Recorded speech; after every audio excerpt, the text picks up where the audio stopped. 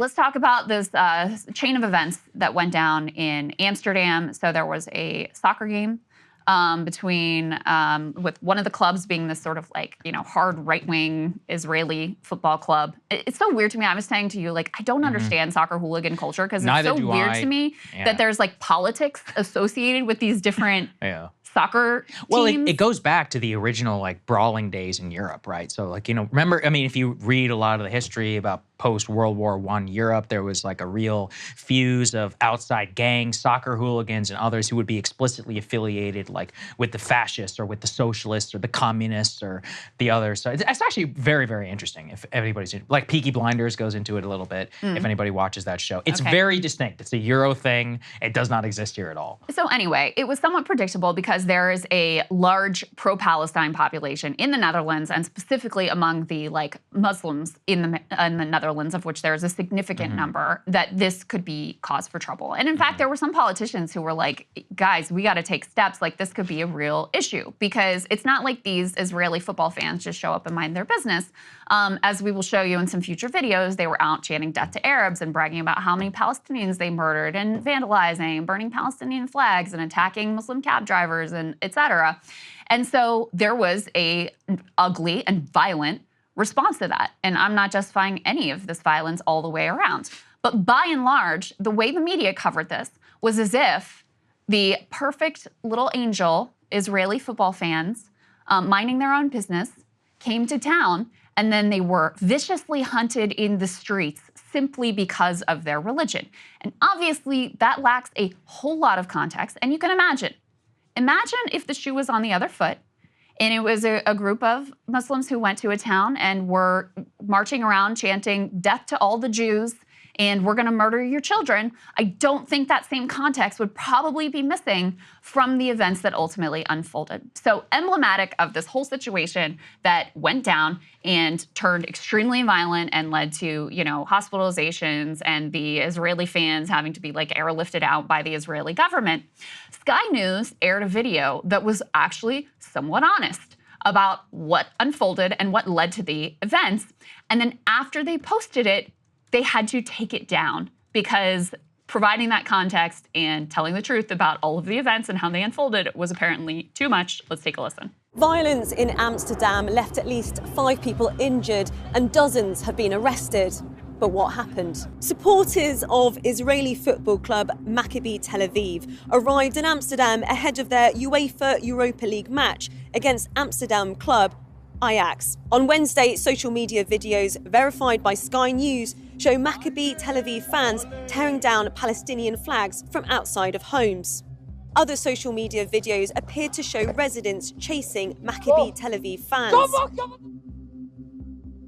On Thursday, just before the game, crowds of Maccabi fans were filmed singing racist and anti-Arab songs. While a pro-Palestinian demonstration had been banned by the mayor over fears there would be clashes. Later that evening during the match, Israeli supporters appeared to disrupt the minute silence for Valencia flood victims with chants, whistles and fireworks. Maccabi fans were seen attacking locals as a police car can be seen driving by. People with Palestinian flags were seen marching on the streets. Maccabi supporters say they were beaten and attacked on the streets of the Dutch capital, with videos showing some of the violence. So in any case, ugly actions taken all around, but because this piece from Sky News actually showed some of the provocations and some of the violence from the Israeli side, that had to be pulled. Predictably, the reaction has been insanely hyperbolic and dishonest from American politicians and influencers. We can put up a little sampling. We got some highlights here from Richie Torres, who says that Mehdi Hassan is justifying a pogrom against Jews in Amsterdam. Barry Weiss, there's a pogrom unfolding right now. They all got the pogrom message right away. President Biden, the anti-Semitic attacks on Israeli soccer fans are despicable, echo dark moments in history when Jews were persecuted. No one asked Saagar why the Jewish people who were living in Amsterdam, they don't seem to be having too much of a problem. It's kind of weird. If they're just like hunting Jews on the streets now in Amsterdam, you would think they might have some issues that preceded this particular event. The whole thing is wild, and at first I was like, oh, well, it's super crazy. I mean, look, it's like semi-plausible that the Arab populations who live in Europe, who have long-standing like Islamist beliefs, would be anti-Israel. So I'm like, I guess, whatever. And then, the more I looked and read into it, I was like, wait, hold on. I was like, none of this shit makes any sense at all. And this is part of the problem, is in terms of the rhetoric also that people throw out for, pogrom is a term that has a specific meaning, right? It's like state-sanctioned mob violence against Jews to expel them from land. Even a clash would have been a better way to describe it. Yeah, and I more actually think neutral. that would be I think that's like fair. accurate, right? Yeah, we could say accurate. It's like there was a clash on the streets where a bunch of Israeli soccer hooligans basically brought a lot of attention to themselves, and then a bunch of people who were pro-Palestine were like, hey, screw that, and then they got into a fight. Okay, whatever. I mean, by the way, that's quite the norm for like anything in terms of Liverpool versus Manchester or whatever. But to describe it as one way is just simply inaccurate. It's literally false. And that's part of the victim complex that pervades like so much of this within the media too. And we were talking to our producer, Griffin, who was watching CNN, and he was like, guys, this Amsterdam story is as big as the election over on CNN. And it's like, and that's the only reason I even feel insane. That's another question. Why is the president of the United States tweeting out about whatever, some bullshit clash in the streets of Amsterdam? We have way bigger shit going on in this country, okay? Israel, sure, that's your country. You deal with your problems. Well, like, why do we have to get involved? And then people are like, oh, we should cut off relations with the Netherlands. Like, what is going on here? Yeah, I saw somebody say that. I was like, what the fuck is happening here? Oh my God, I just can't. Look, by the way, Amsterdam, it's a cool place. I don't, Never been. I hate the weed, hate the drugs, and all of that, but other than the fact they've ruined it for themselves with their drug policy, beautiful city. Love it. You actually had this young Dutch journalist. I saw that he's like 14 years old. Go ahead and start playing this. Who actually did some on-the-ground reporting that has been important for people to be able to, push back and like actually show some of the events that preceded the worst of the violence. And in the video, as this person writes, they can be seen carrying steel pipes, throwing stones at homes. So, you can see these were not just like little innocent, I'm just coming to watch the game and have a good time. And then after they were airlifted, I'll put the next one up on the screen.